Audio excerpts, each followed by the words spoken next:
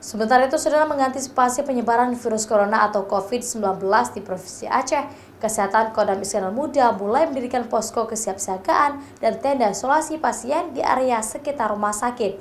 Selain di Banda Aceh, posko juga didirikan di Lok Semawe dan Aceh Barat. Posko kesiapsiagaan ini merupakan tindak lanjut instruksi dari Komando Atas untuk mengantisipasi merebaknya penyebaran COVID-19 di wilayah satuan kerja. Sehingga posko ini nantinya bisa menjadi opsi kedua jika rumah sakit rujukan tidak mampu menampung pasien lagi nantinya. Kesdam Iskandar Muda sendiri membangun 2 tenda.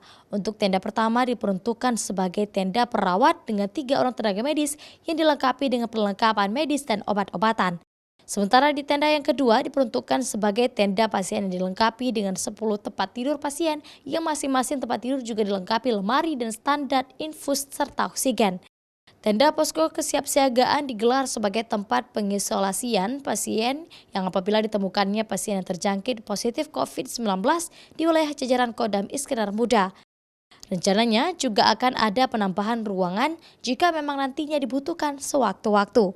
COVID-19 ini sudah mulai ke beberapa tempat. Jadi kami di sini dan seluruh Kesdam di Indonesia diperintahkan untuk membuat posko siaga. Dalam hal ini melibatkan kita dengan personil kesehatan dan juga melibatkan juga PPK sekarang untuk membangun seperti yang kita lihat tenda-tenda di belakang kita ini.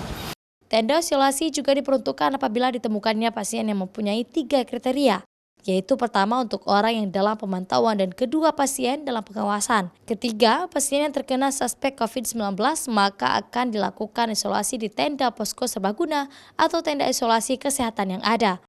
Tenda isolasi ini akan digelar selama terhitung dari tanggal 15 Maret 2020 sampai dengan 31 Maret 2020 atau sampai benar-benar tidak ditemukannya pasien pandemi COVID-19 di jajaran Kodam Iskandar Muda. Syahril, Kompas TV, Banda Aceh.